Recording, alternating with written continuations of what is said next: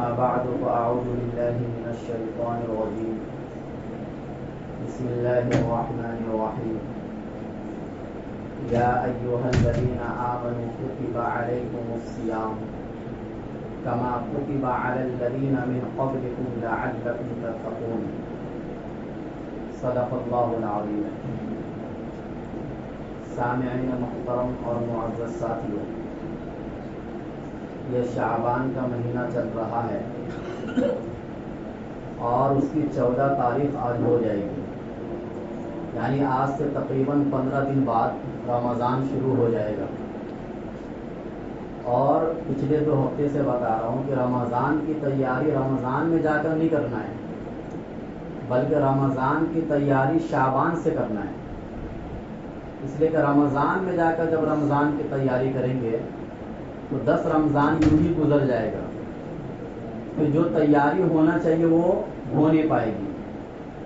اس لیے اللہ کے نبی صلی اللہ علیہ وسلم رجب میں دعا مانگتے تھے رمضان کے لیے، اور شعبان میں کثرت سے روزہ رکھتے تھے رمضان کی تیاری کے لیے، رمضان کی عظمت میں. اور پھر جب رمضان کا مہینہ آتا تھا تو پورے طور سے تیار ہو جاتے تھے. یہ ہوتا ہے ایک مہمان کی مہمان نوازی. جب کوئی بڑا مہمان آپ کے گھر پر آئے گا تو اس کی تیاری بھرپور طریقے سے، اچھے طریقے سے اب بہت پہلے سے کریں گے. تو رمضان پورے سال میں ایک مرتبہ آتا ہے، اگر اس کے لیے اتنی بھی تیاری نہ ہو پائی تو یہ ہماری محرومی ہے. بہرحال رمضان کے سلسلے میں جو اصولی باتیں ہیں پہلے میں وہ بتلا دوں کہ آخر اللہ تعالیٰ نے روزے کو فرض کیوں کیا، اس کا مقصد کیا ہے.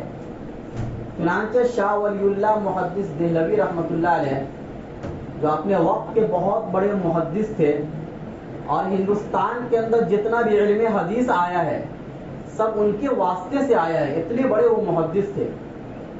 وہ یہ فرماتے ہیں کہ دیکھو انسان جو ہے نا، انسان کے اندر 2 صفتیں ہیں خاص طور سے، روحانی صفت بھی ہے اور حیوانی صفت بھی ہے. اس کو آسان لفظوں میں اگر کہہ لوں تو انسان کے اندر جانوروں والی بھی صفت ہے، فرشتوں والی بھی صفت ہے. جانوروں والی صفت کا تقاضا یہ ہے کہ وہ کھاتا بھی ہے، پیتا بھی ہے جیسے جانور کھاتے پیتے ہیں، اور انسان اپنی شہوتوں کو بھی پورا کرتا ہے جیسے جانور کرتے ہیں. اور روحانی تقاضا، فرشتوں والی صفت کا تقاضا یہ ہے کہ انسان قرآن کی تلاوت بھی کرتا ہے، ذکر و اذکار بھی کرتا ہے، نماز بھی پڑھتا ہے، روزے بھی رکھتا ہے.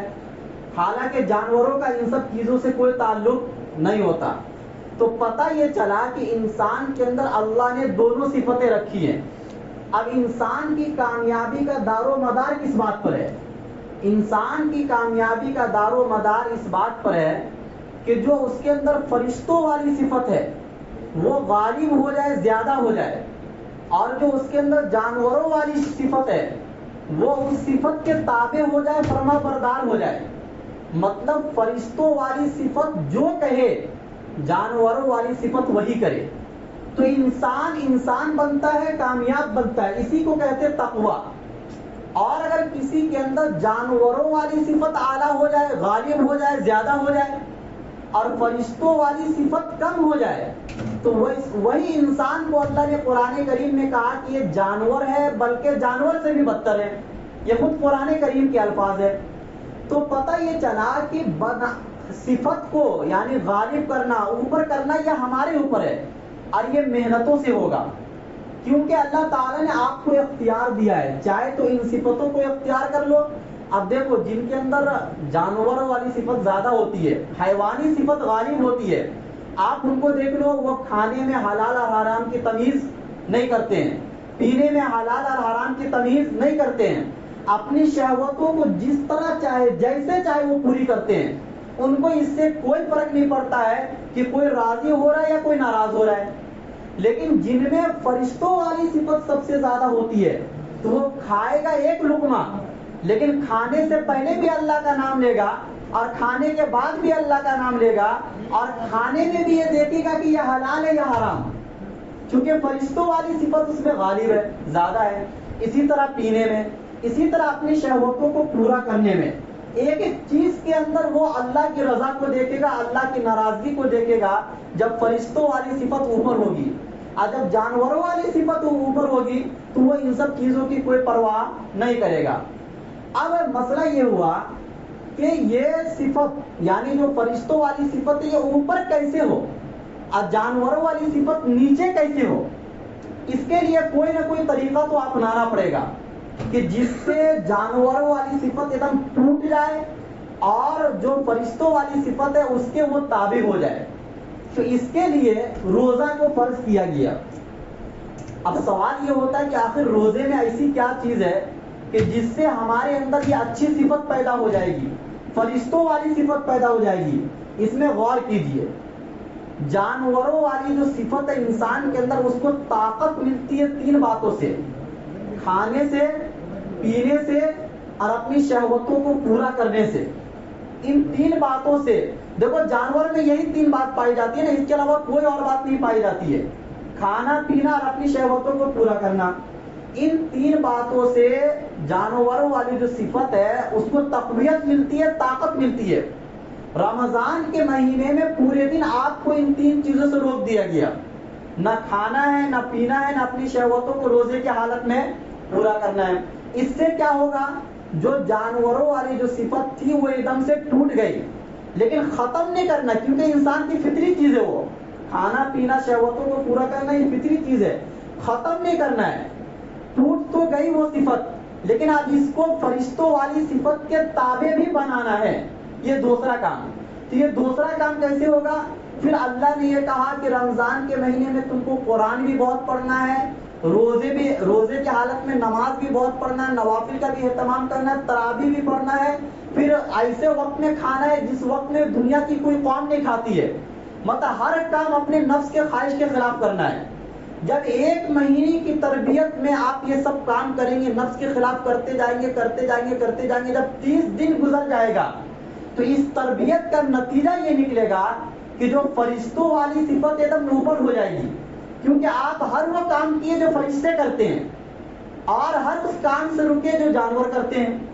تو اس سے یہ والی صفت دب جائے گی اور وہ والی صفت اوپر ہو جائے گی. اسی کو اللہ نے کہا لعلکم تتقون، تاکہ تمہارے اندر فرشتوں والی صفت اعلیٰ ہو جائے، غالب ہو جائے اور جانوروں والی صفت دب کر رہ جائے. اور اسی کا اثر پھر پورے سال رہے گا، جس کی بنیاد پر آپ نمازوں کی طرف آگے بڑھیں گے، زکوٰۃ کی طرف آگے بڑھیں گے، اچھے کاموں کی طرف آگے بڑھیں گے اور ہر برے کام سے رکیں گے. اور اگر رمضان کے مہینے میں بھی کسی کے اندر یہ صفت پیدا نہیں ہوئی تو حقیقت میں پھر وہ پورے سال جانور والی زندگی گزارے گا، اللہ کے احکام کو کبھی بھی وہ پورا نہیں کر سکتا. اب سوال یہ ہوتا ہے کہ جب روزہ اتنا ضروری چیز ہے انسان کے لیے کہ انسان کو انسان بناتا ہے تو پھر پورے سال ہونا چاہیے، لیکن پورے سال نہیں ہو سکتا، کیونکہ انسان کے ساتھ معاشی حالت بھی وابستہ ہے. کمانا ہے، کھانا ہے، پینا ہے، اسی طریقے سے بیوی بال بچے کی ذمہ داری ہے، اور بھی چیزوں کی ذمہ داری ہے، خود اپنی ذمہ داری ہے. ان تمام چیزوں کو مد نظر رکھتے ہوئے انسان ہمیشہ روزہ نہیں رکھ سکتا. تو اللہ تعالیٰ نے اس کے لیے ایک مقدار متعین کی، کیونکہ اگر یہ مقدار انسانوں کے اوپر چھوڑ دیا جاتا تو جو روزے سے بہت محبت کرتے ہیں وہ کہتے ہیں کہ ہم 2 مہینہ روزہ رکھیں گے، 3 مہینہ روزہ رکھیں گے. اور جن کو روزے سے محبت نہیں ہے، ان چیزوں سے کوئی لینا دینا نہیں ہے، وہ 1 ہفتے میں بولتے کہ اب ہمارے اندر یہ والی صفت پیدا ہو گئی، تقوی والی صفت، جیسے کہ آج کل کا ماحول ہے. تو اللہ تعالیٰ نے اس کو انسانوں کے اوپر نہیں رکھا، اللہ نے بذات خود اس کو طے کیا. اور وہ طے کیا، اب یہ بھی طے کرنا تھا کہ کس مہینے میں ہو. 1 مہینہ طے کیا اللہ نے. اب اگر یہ بھی انسانوں کے اوپر چھوڑ دیا جاتا تو کچھ لوگ ٹھنڈی میں روزہ رکھ لیتے، جو تفریط کے شکار ہیں. اب جو افراد کے شکار ہیں وہ بولتے کہ ہم گرمی کے مہینے میں روزہ رکھیں گے. تو جھگڑا ہو جاتا ہے ایک طریقے سے. اور جو اتنی اہم عبادت ہے روزہ، جو شعائر اسلام میں سے ہے، یہ ایک دم سے معدوم ہو جاتا، ختم ہو جاتا اور ایک جھگڑے کا سبب بن جاتا. اس لیے اللہ نے اس کو رمضان کا 1 مہینہ طے کیا. سوال پیدا ہوتا ہے کہ رمضان کا مہینہ روزے کے لیے طے کیوں کیا گیا؟ تو اس کا جواب دیتے ہوئے شاہ ولی اللہ محدث دہلوی رحمۃ اللہ علیہ فرماتے ہیں کہ چونکہ اس میں 2 خصوصیت ہے. پہلی خصوصیت رمضان کے مہینے میں قرآن اترا ہے. اب قرآن دنیا کی تمام، بلکہ قرآن سب سے اعلیٰ چیز ہے. پیغمبر صلی اللہ علیہ وسلم سے بھی اعلیٰ چیز کیا ہے؟ قرآن ہے، کیونکہ قرآن براہ راست اللہ کا کلام ہے. اور دوسری صفت جو رمضان کے مہینے میں پائی جاتی ہے وہ یہ ہے کہ اس میں ایک رات ایسی ہے جو 1000 مہینوں سے بہتر ہے. تو یہ دو بات صرف رمضان میں پائی جاتی ہے، باقی کسی اور مہینے میں نہیں پائی جاتی ہے. تو رمضان کا مہینہ پہلے بھی تھا، پہلے کی امتوں میں بھی تھا، لیکن رمضان کے مہینے میں روزہ نہیں تھا. رمضان کے مہینے کی جو اتنی خصوصیت بڑھ گئی یہ اس امت میں بڑھی ہے. اور اس کی دو وجہ تھی کہ اس میں قرآن اللہ نے اتارا. اب قرآن جو اترا تو نبی کے آنے کے بعد ہی اترا، پہلے تو اس کی کوئی خصوصیت نہیں تھی. مہینہ تھا لیکن خصوصیت نہیں تھی. اور لیلۃ القدر بھی صرف اس امت کو ملا، پہلے کی امتوں کو یہ رات نصیب نہیں ہوئی تھی. تو ان دو خصوصیت کی بنیاد پر رمضان کا مہینہ طے ہوا روزے کے لیے. اب عربی مہینے کا اعتبار ہوتا ہے تو لہذا کبھی یہ گرمی میں بھی آ جائے گا، کبھی ٹھنڈی میں بھی آ جائے گا، اور کبھی موسم بہار میں بھی آ جائے گا، کبھی بارش کے موسم میں بھی آ جائے گا. ہر موسم میں رمضان آئے گا، لہذا جھگڑنے کی کوئی ضرورت نہیں ہے. اب ایک مسئلہ اور تھا کہ رمضان کے مہینے میں کھانے پینے سے رکنا ہے، لیکن یہ کتنا، یعنی دن میں یا رات میں؟ اگر رات میں اللہ طے کرتے تو رات میں ہر آدمی روزہ رہتا ہے، کوئی مطلب نہیں ہوتا، کیونکہ آدمی کھا کے سوتا ہے اور صبح 9-10 بجے ہی ناشتہ کرتا ہے، بیچ میں نہ پانی پیتا نہ کچھ. تو تقوی والی صفت اس میں پیدا نہیں ہوتی. اب چونکہ فرشتے سوتے بھی نہیں ہیں، تو چونکہ ہمیں فرشتوں والی صفت کو پیدا کرنا تھا، اس لیے جاگ کر پیدا کرنا پڑے گا. اور نمبر 2، آدھے دن کا بھی نہیں رکھ سکتے ہیں، کیونکہ آدھے دن بھی بہت سے لوگ روزہ رکھ لیتے ہیں، اور اس میں ہر آدمی شریک ہے کہ صبح ناشتہ کرتا ہے تو وہ دوپہر کا کھانا کھاتا ہے، پھر دوپہر میں کھانا کھانے کے بعد پھر ڈائریکٹ آدمی رات میں کھانا کھاتا ہے. تو آدھا دن کا رکھ کے بھی کوئی مطلب نہیں ہوتا. تو یہ عقلی وجہ میں بتلا رہا ہوں اس کی، کہ اللہ تعالیٰ نے پھر پورے دن کا رکھا، ایک مہینے کا رکھا، اور عربی مہینے کا اعتبار کیا جس میں ہر اعتبار سے انسانیت کا لحاظ ہے.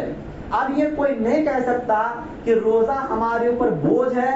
اور ایک بات اور میں بتلا دوں جو پوائنٹ کی بات ہے، کہ بہت سے لوگ یہ بھی کہہ دیتے ہیں کہ رمضان کا مہینہ جس میں پورے مہینے روزہ رکھا جاتا ہے، یہ صحابہ کرام پر فرض ہوا اس زمانے میں جبکہ ان کو کھانے پینے کو کچھ نہیں تھا، نعوذ باللہ.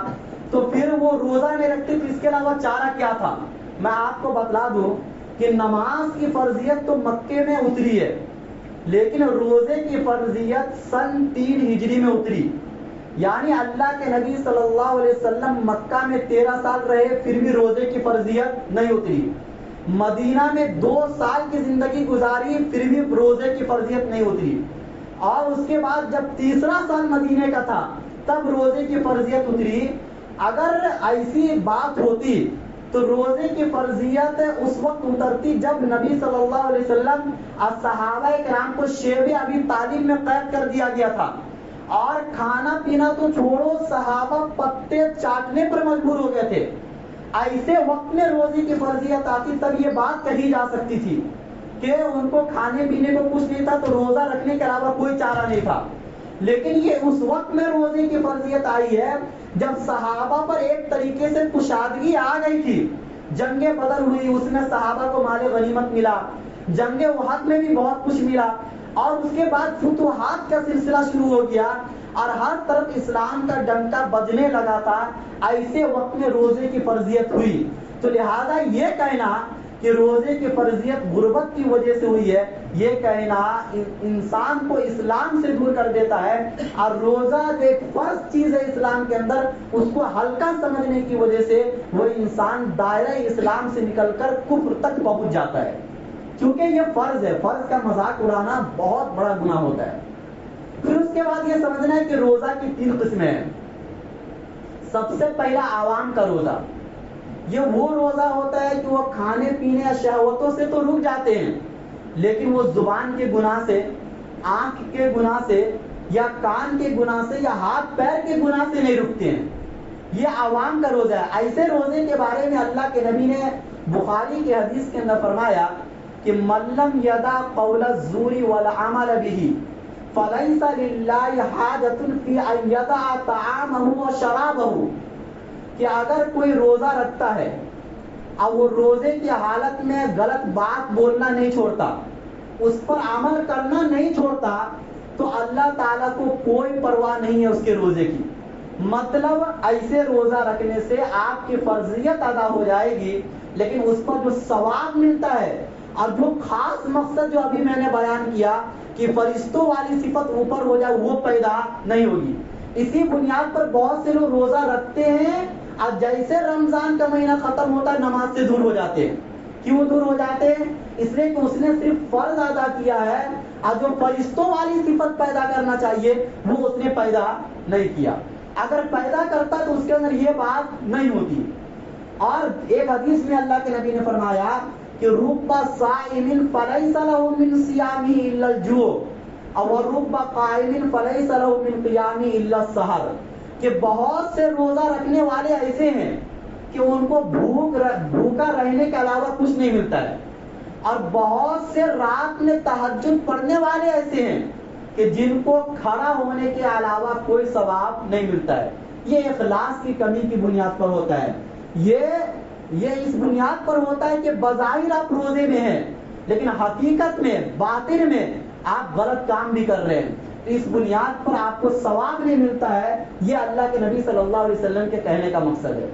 دوسرا روزہ خواص کا روزہ، خاص لوگوں کا روزہ. یہ وہ روزہ ہوتا ہے کہ وہ کھانے پینے سے تو بچتا ہی ہے لیکن وہ آنکھ سے غلط چیز کو بھی نہیں دیکھتا ہے، یا وہ کان سے غلط بات بھی نہیں سنتا ہے، وہ زبان سے غلط بات بھی نہیں نکلتا ہے، اور اپنے ہاتھ اور اپنے پیر سے غلط کام بھی نہیں کرتا ہے، نہ کسی کو مارتا ہے، نہ کسی کی طرف غلط قدم بڑھاتا ہے.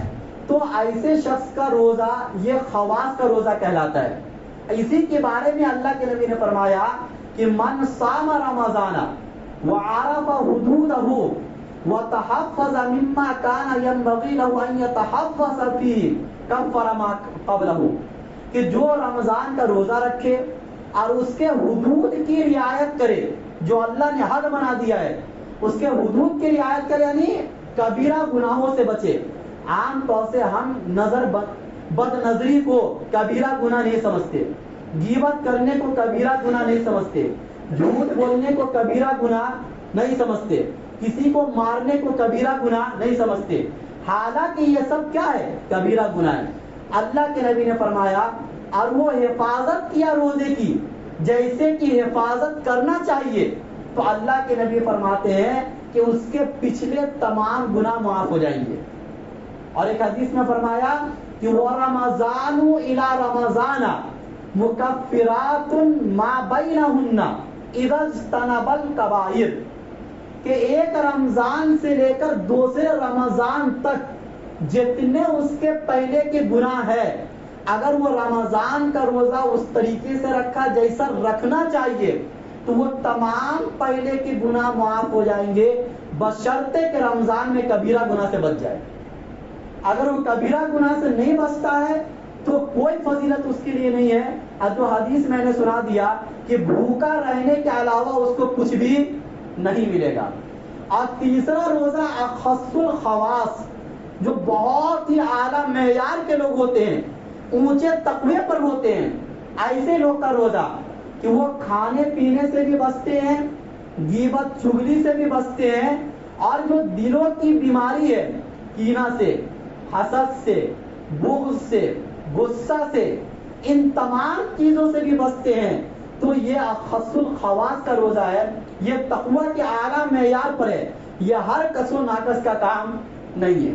تو بہرحال اگر آپ اخص الخواص کا روزہ نہیں رکھ سکتے ہیں تو آپ عام لوگوں کا بھی روزہ نہ رکھیے، کم سے کم خاص لوگوں کا روزہ رکھیے، کیونکہ عام لوگوں کا روزہ ناقص ہے، خاص لوگوں کا روزہ کامل ہے، اور جو اخص الخواص ہے ان کا روزہ اکمل ہے، یعنی بہت زیادہ کامل ہے. تو کم سے کم ہم کامل روزہ رکھنے کی صلاحیت رکھیں. اب تیسرے نمبر پر کچھ حدیثیں اس بارے میں جو اللہ کے نبی صلی اللہ علیہ وسلم نے فرمایا.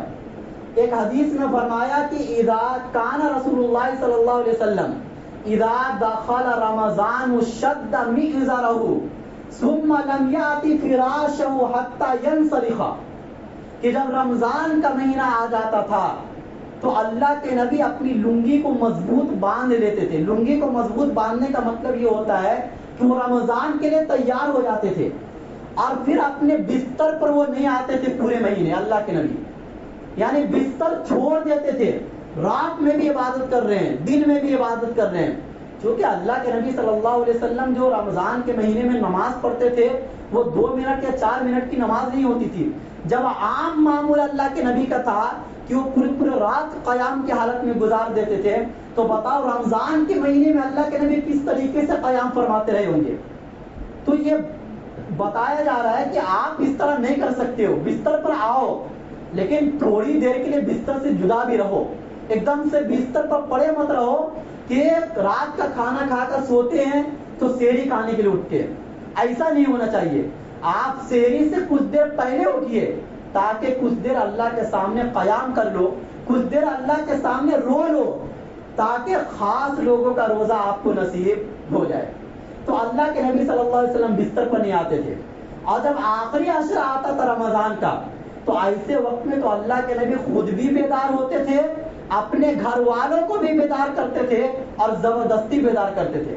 یہ تو ہو نہیں سکتا ہے کہ اللہ کے نبی رمضان کے مہینے میں اتنی تیاری کرتے تھے اور آپ کے گھر والے سوتے رہے ہو. کیونکہ آپ کے گھر والے کون تھے؟ ازواج مطہرات تھی. یہ ہم امتیوں کو نصیحت ہے اور یہ ایک تاکید کے طور پر ہمیں یہ فرمایا گیا کہ آپ بھی اپنے گھروں میں ایسا کرنے کی کوشش کرو. ایک حدیث میں اللہ کے نبی صلی اللہ علیہ وسلم نے فرمایا کہ اذا دخل رمضان، کہ جب رمضان کا مہینہ آتا ہے تو اللہ تعالیٰ کیا کرتے ہیں کہ غلقت ابواب النار، جہنم کے دروازے کو بند کر دیا جاتا ہے.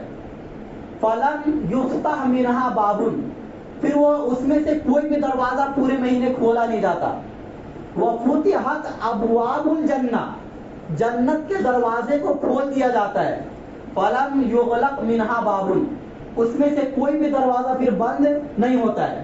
پھر آگے اللہ کے نبی صلی اللہ علیہ وسلم نے فرمایا کہ یا باغی الخیر، ایک خیر کو طلب کرنے والے، اقبل، آگے آ جاؤ، خیر کی طرف آگے بڑھو.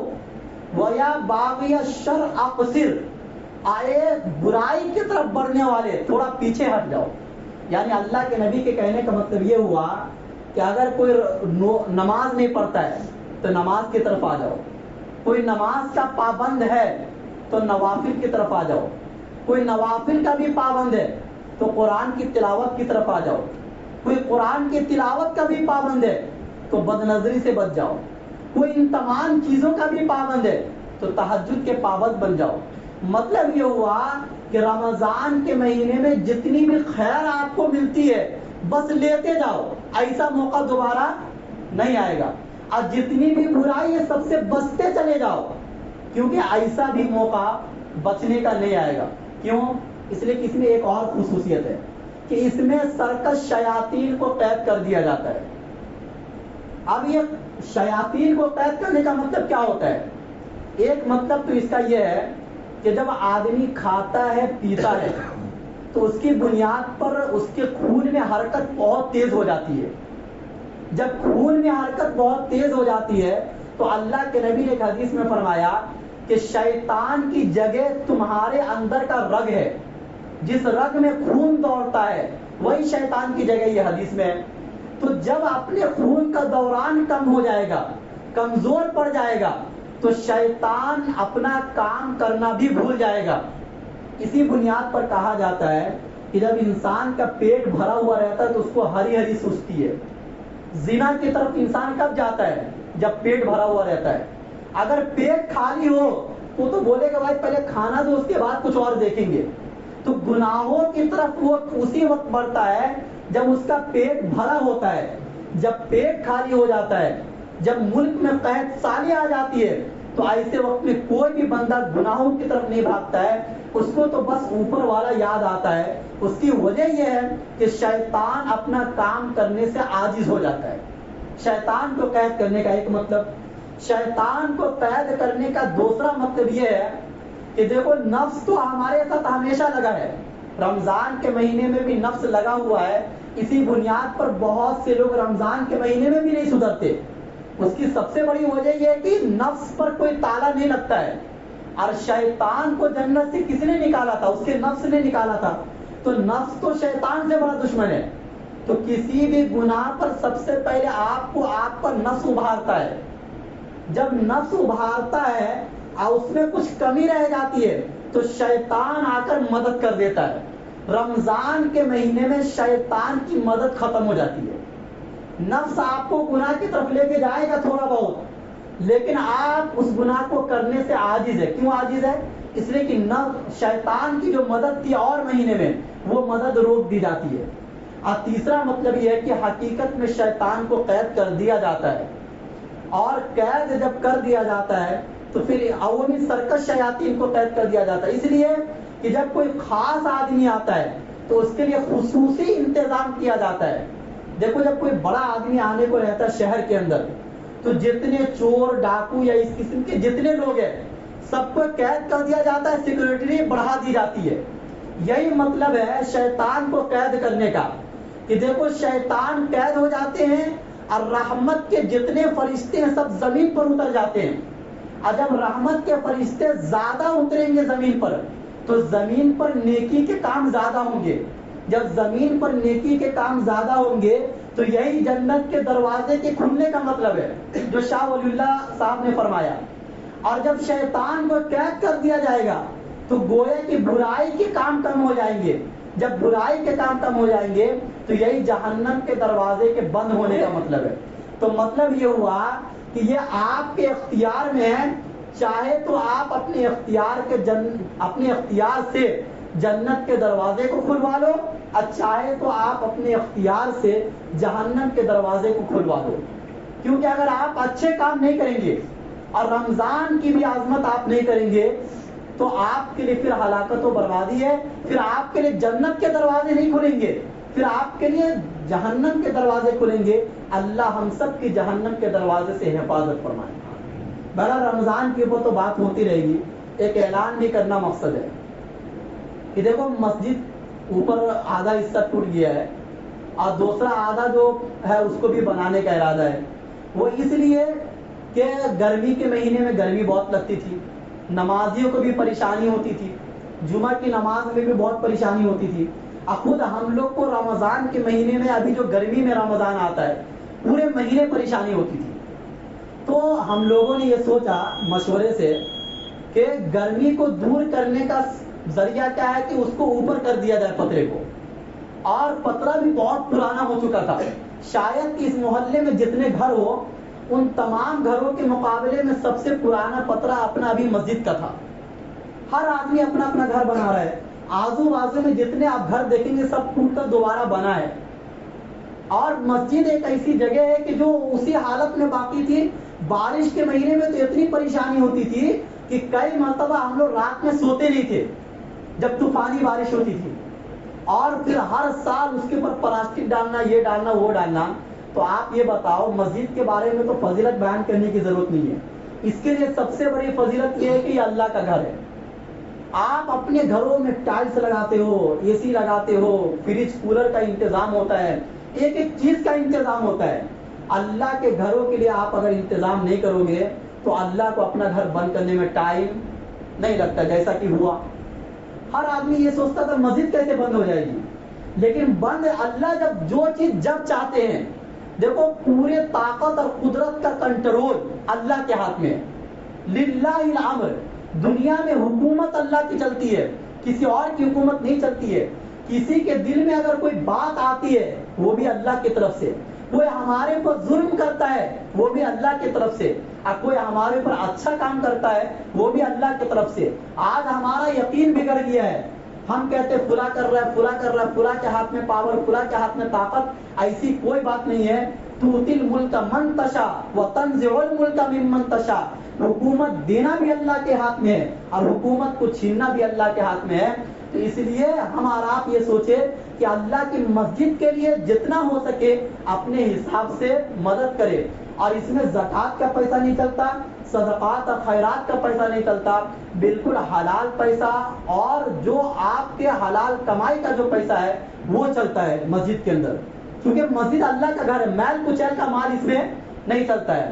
ہاں ایک بات اور کہ اگر کوئی آدمی اپنی ذمہ داری سے کوئی پترا دینا چاہے، کوئی سیمنٹ دینا چاہے، کوئی لوکھن دینا چاہے، ایسی بھی کوئی ذمہ داری لے سکتا ہے جس کو اللہ نے بہت استطاعت دی ہے، اور کچھ ایسے لوگ بھی جن کو اللہ نے اتنی استطاعت نہیں دی ہے تو اپنے حساب سے مدد کر سکتے ہیں، لیکن یہ جھولے میں نہ ڈالے، یہ الگ سے آپ جا کر لکھوائے، آپ کا پیسہ لکھا جائے گا، محفوظ ہوگا اور اس کا پورا پورا استعمال کیا جائے گا۔ تو بہرحال یہ صرف اعلان، یہ ایسا ویسا اعلان نہیں ہے، یہ اللہ کی مسجد کے لیے اعلان ہے، جس طریقے سے اور بھی چیزوں کے لیے اعلان ہوتا ہے۔ رمضان کے مہینے میں اعلان ہوتا ہے اللہ کی طرف سے کہ خیر کے طلب کرنے والے خیر کی طرف آ جاؤ، تو یہ بھی خیر کا ایک کام ہے، اور رمضان کا مہینہ آنے والا ہے، اور ان مہینوں میں اگر آپ خیر کا کام کریں گے تو ثواب زیادہ بڑھ جاتا ہے اور مہینوں کے بنسبت۔ اور رمضان کے مہینے میں جتنے لوگ عبادت کریں گے اور جتنے لوگ اس گرمی سے بچ جائیں گے، ان تمام کے عبادتوں کا ثواب آپ کو ملے گا۔ صرف یہ مسجد میں لگانے سے ایسا ہوتا ہے بس، باقی اور جگہ آپ اگر پیسہ خرچ کریں گے تو صرف وہی ایک آدمی تنے تنا جو اللہ کا کام کرے گا، نیک کام کرے گا، ایک آدمی کا آپ کو ثواب ملے گا۔ اور اگر آپ مسجد میں پیسہ خرچ کریں گے تو اس میں ایک آدمی عبادت نہیں کرتا ہے، اس میں ہزاروں آدمی عبادت کر رہے ہیں، اعتکاف کے لیے بھی لوگ آ رہے ہیں، قرآن کی تلاوت کے لیے بھی لوگ آ رہے ہیں، دعائیں بھی مانگ رہے ہیں، طرح طرح کی عبادتیں لوگ کر رہے ہیں۔ ان تمام کی عبادتوں کا ثواب جب تک آپ کا پیسہ اس مسجد میں لگا ہوا رہے گا آپ کو ملتا رہے گا، اور آپ کے دنیا سے چلے جانے کے بعد ہر چیز ختم ہو جاتی ہے، کسی بھی چیز کا آپ کو ثواب نہیں ملتا ہے، لیکن اللہ کے نبی صلی اللہ علیہ وسلم نے فرمایا کہ وہ خیر کا کام جس میں آپ لگا کر گئے اپنا پیسہ، جب تک وہ چلتا رہے گا آپ کو قبر کے اندر بھی اس کا ثواب آپ کو ملتا رہے گا۔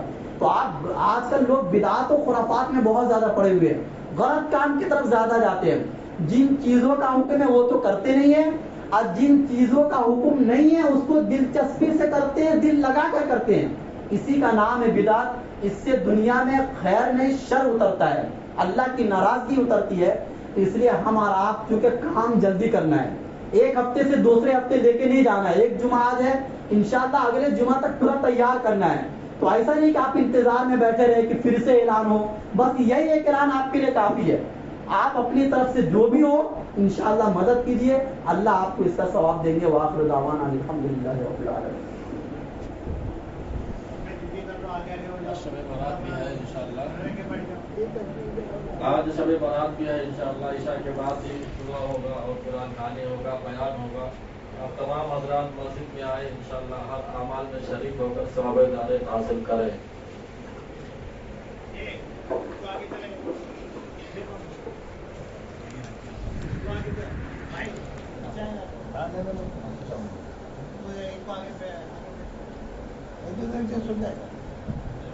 ادھر ہو جائے گا۔